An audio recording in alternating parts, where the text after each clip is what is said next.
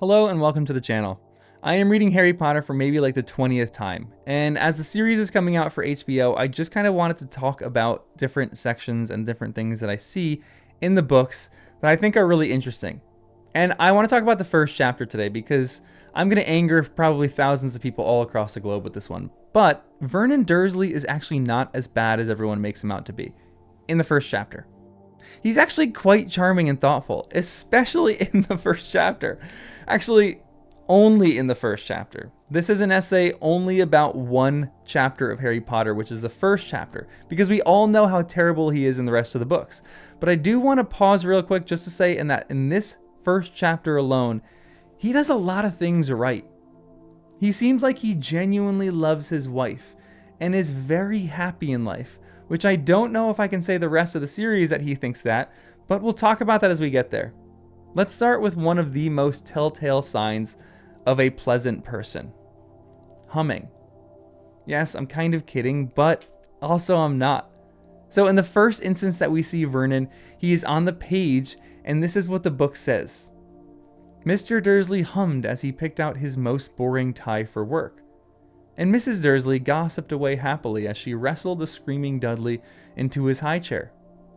Now, this shows me a few different things with just this one simple line, none of which I think are actually a stretch, but I think the first is that he is at the very least a morning person. I don't know many people, except for morning people, that are just humming in the morning, especially as they pick out a most boring tie. But I think about everything that is happening around him too. His little 1-year-old son is screaming in the morning. His wife is talking in his ear just about all the happy gossip of the neighborhood, and Vernon is just there humming, seemingly very happy about his life. He has a great life at the moment, and nothing is going to get him down. And I find this surprisingly lovely and cathartic. I won't really ever be on Vernon's side or the Dursley side for the duration of my read, as I'm going to keep writing essays and keep talking about the series. But here I am just for the beginning of this. They were an absolutely happy couple before they got a child dropped on their doorstep.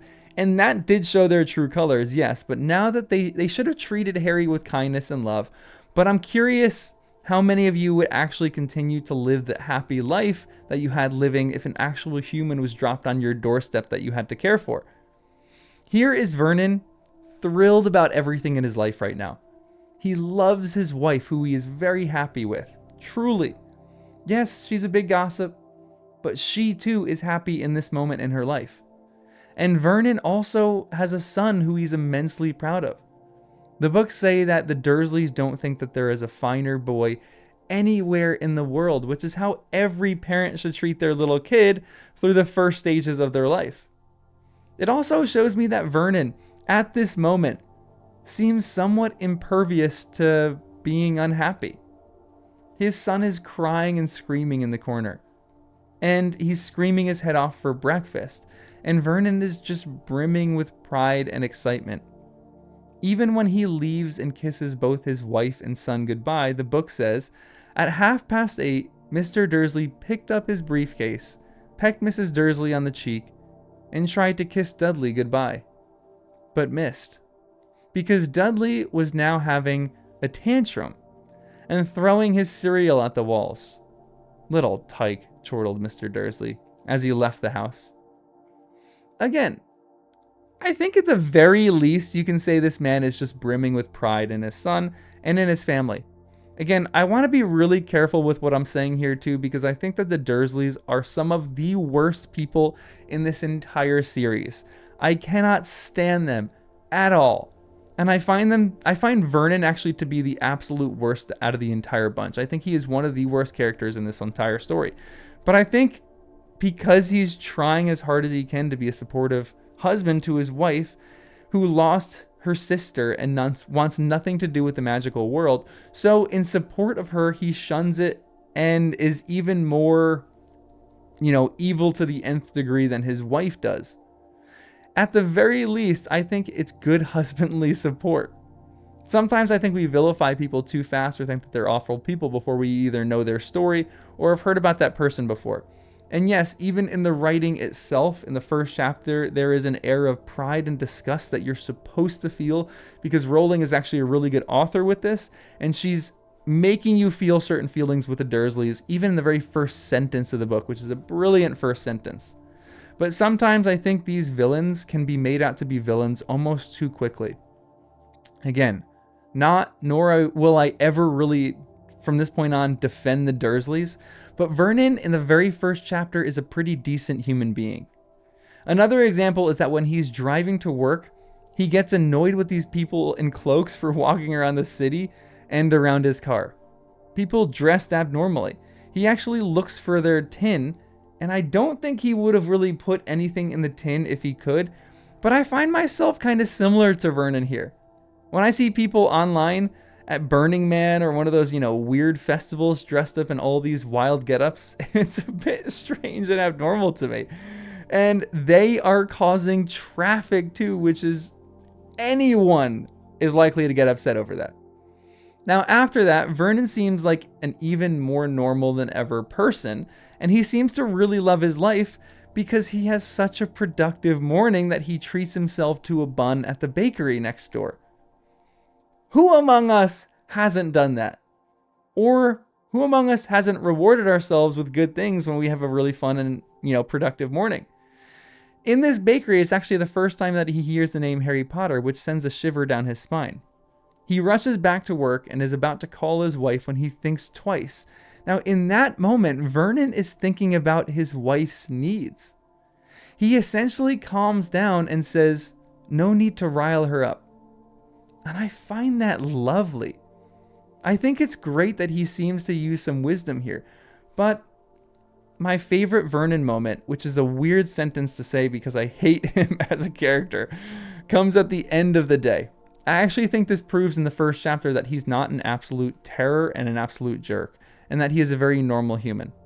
So he walks out of the door, knocks over a man dressed in a cloak, and Vernon's immediate response before seeing the man's wardrobe is to apologize. I know that you're probably thinking that I am reaching for the lowest fruit imaginable. And yes, I am, because this is not, what is this if not just an entertaining essay to write? But I've absolutely been knocked over by people who didn't say sorry. And I find Vernon's instinctual apology here kind of wonderful. And then this man has the audacity to hug Vernon. I'm sorry, but that is crossing lines. And Vernon just takes it. He is shocked, but he doesn't push the man or start a fight or anything like that. I'm sure thousands of people, if they got hugged by a random stranger, would have pushed that guy away and started a fight. But he just kind of stands, shocked by the hug. I'd probably do the same. This stranger then calls him a muggle, and to be honest, it almost sounds like a dirty word if you've never heard of it before. And it's extremely condescending. And Vernon, again, just doesn't really respond. He brushes it off and then drives home. And then the final two things happen that he does actually makes me love him. And it's something that I think the text implies, that he was the one that put Dudley to bed. He's not that male figure who walks into his house and expects his wife to do all the things around the house and to take care of Dudley. I can almost imagine that Vernon comes home and immediately pops Dudley off Petunia's hip. I can imagine playing with Dudley before dinner and after dinner. And when he puts him to bed, he comes downstairs to catch, the last of the news, and his wife just brings him some tea. Weirdly, in the first chapter, their life is kind of lovely. And I love that. The two of them are still in love, and they're still having tea, and they still are having quiet nights after their child goes down to spend with each other. And just some tea and some hot neighborhood gossip. And I know I've said this before, but I just kind of find that lovely. It seems like Vernon and Petunia really are living that kind of life that they want to live right now. And then Harry just ruins it all. I'm kidding. But in all seriousness, I think Vernon is a warning story for all of us. In that you could have the happiest life imaginable until something crazy and completely nuts derails your life, like a child being dropped off at your front door.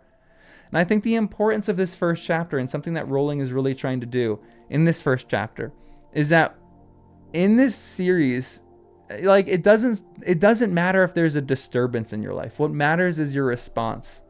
Are you going to let that ruin your life and affect you? Or are you going to become so bitter at that the things in your life end up, you stew on that and you cannot let it go forever and you become a terrible person because of that? Or are you, slow to forgive that you're still fuming about that one time when years ago someone did something terrible to you?